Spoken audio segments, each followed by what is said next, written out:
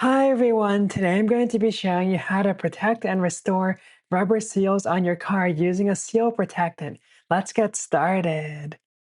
To use the rubber seal protectant, all you have to do is shake the bottle thoroughly and then glide the applicator along the rubber surface while pressing down gently.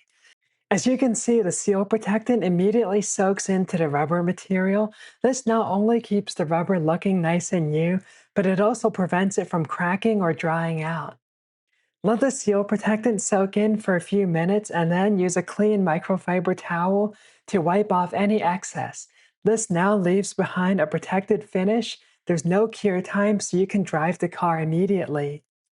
I find that this protectant is the most useful on exterior rubber trim.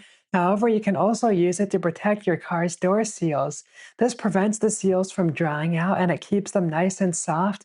For these door seals, you don't need to wipe off any excess. All you have to do is quickly glide it along the seal and that's it.